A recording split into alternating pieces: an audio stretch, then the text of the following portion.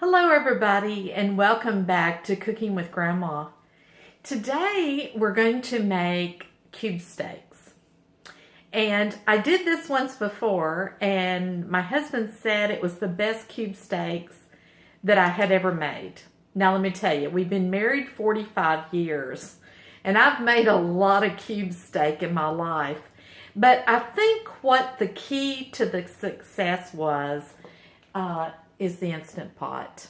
And that few minutes of pressure cooking is what made the cube steaks so tender. Now, if you don't know what cube steaks are, they're basically a round steak. So it's a cheaper cut of meat that is not typically very tender. So what they do, the butcher will take the cheaper cut of meat and tenderize it and sort of cut, streaks in it. Tenderize it. I don't know what else to say. But, so, if you don't know about cube steaks and you have children, this is just something that's really great for children because it makes it tender, it makes it easier for them to chew. So, nice way to get protein into children and they're not chewing on a big piece of meat, which can also be a choking hazard for children. Anyway, so I'm making cube steaks today, so I'm going to show you how to do that. This package of cube steaks, there's only two because it's just me and Grandpa. So it was only $4. They were on sale and beef is so expensive. So that's a pretty good deal. So I'm trying something different today. So I thought I would involve you in it. So we're going to make cube steaks. But also I wanted to have some potatoes. And it's already 4:53. So Grandpa will be getting home soon. And I wanted to get this done rather quickly. So what I've done is, if you know about the Instant Pot, you know it has this saute feature. Well, I've taken some potatoes and I've peeled them. And I just sort of quartered them. And so I put a little bit of oil down in the pot. I turned it on saute. And so the potatoes have been in there cooking on saute. Now, a few of them are kind of stuck. So, typically when you're browning something like this, once it starts to brown, it will come unstuck. But what I'm going to do is I'm going to take the potatoes out and I'm going to put them in a bowl because I want to get my steak in here. That potato almost went flying, which would have been quite funny on the video. So I'm just going to put these over in a bowl and let them sit there for a minute. Now, the potatoes have been in there for 10 or 15 minutes. So they are not cooked through. They are just coated in oil where they've been in the hot pot. They also have a little salt and pepper on them because Grandpa loves pepper and we don't need a lot of salt. So, okay, so now I have the pot is hot there. There is still some oil down in there. And so what I'm going to do now is prepare my steak to go in the hot pot because we want the steak to brown off a little bit. So you may have noticed earlier when I was showing you the steak, what I've done here is, Grandpa does all the dishes, but we want to make sure that we don't dirty up more than we need. So I have just put some milk. I took the little piece of plastic paper out of there that soaks up the blood and juices. I took that out, but then I just put some milk in the tray here so that the steaks could get soaked in the milk. And so then I'm going to take, now that they've been marinating in milk for a few minutes, I did that when I was making the potatoes. So now I'm going to take the steaks and I'm going to coat them in flour. And this is just regular. It's just the flour that I had that I used to make biscuits or anything else. It's just regular self-rising white lily flour. And so we're going to take that, shake off the excess, and put it down in the hot Instant Pot. Well, it's not too hot because it's not sizzling. That pot will cycle on and off, and so you'll hear it heat up and it'll start sizzling, and then it will cool off. It just cycles. Okay, so we're going to do the other one. Get it nice and coated in the flour. Hopefully you can see this. You can do this with your hands, and sometimes I do, but it does make quite a mess of your hands. So just make sure it gets nice and coated with the flour. There we go. We'll just shake off the excess and put it down in the pot. Now it's hot. You can hear it sizzling.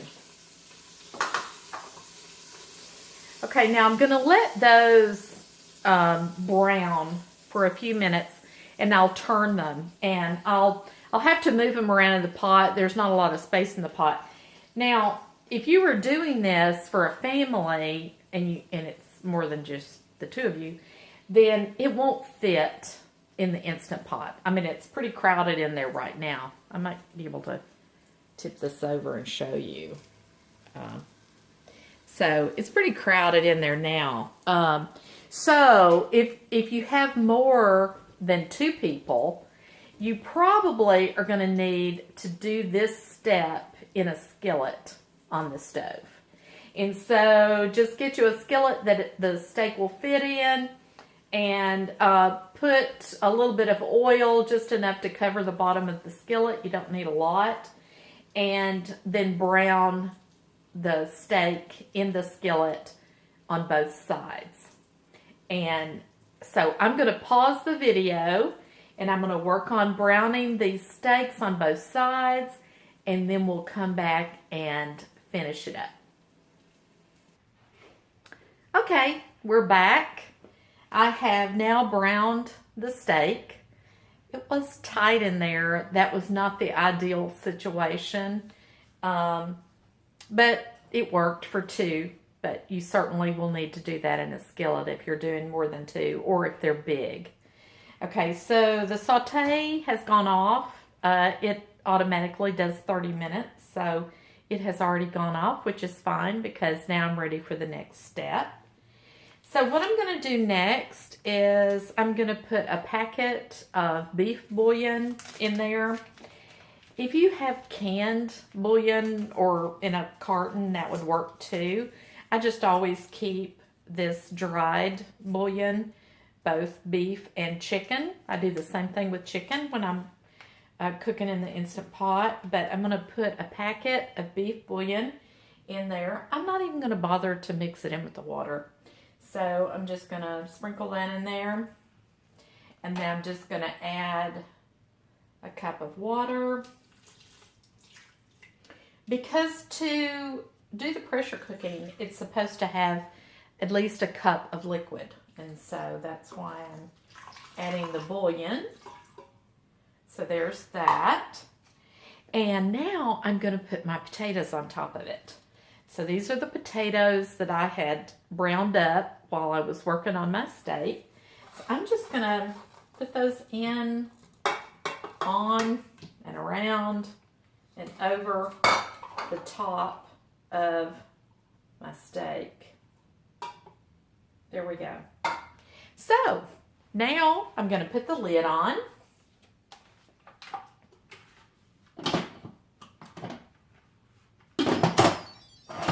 close it and make sure that it is closed. And then I'm just going to do the meat setting and push the meat setting for the pressure cooker, and it will start. There we go. So now it's pressure cooking, and it automatically pressure cooks for 20 minutes. So that should be fine for the meat and also the potatoes. And so while this is pressure cooking, then I'll decide what else we're going to have. Probably something green, maybe Grandpa really likes peas, so we may have some peas or green beans. He's not a big salad fan, although he'll eat salad, but I'll find something green to go along with this. And in 20 minutes, this will be ready to eat. And so that's good. So I will pause it right here, and I'll meet back up with you when this has finished pressure cooking. Okay, the steak and potatoes have now pressured. They're 20 minutes. I was anxious to get them out, so I actually released the pressure manually, which means I used a wooden spoon and I pushed the nozzle over to venting and let the air come out, the steam come out manually. You have to be sure you don't get close to that because it could really burn you.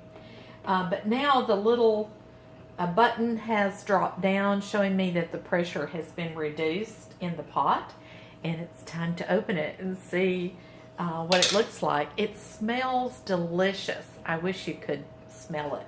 But here we go. We're going to open it, see how our potatoes turned out. All right. Everything looks nice and done. And the potatoes look good. The steak looks good. And so what happens is with that flour and milk that we breaded the steak with, and then by putting that beef broth in there, beef bouillon in there, it sort of forms a gravy, if you will. And so I'll tip the camera over so you can see again what the finished product looks like. So what you could do at this point, if you really wanted to make gravy, you could take the potatoes out of the pot, and then you could make a paste of some flour and a little bit of cold water and kind of drizzle that flour water in with the broth and the kind of flour that's stuck to the bottom of the pot and pieces of steak, and you could stir that in good, and you could actually make gravy right in the pot. You might want to turn the saute back on, and you could do that. Now, I'm not particularly interested in gravy for our steak, for our purposes today, but we're all ready to eat.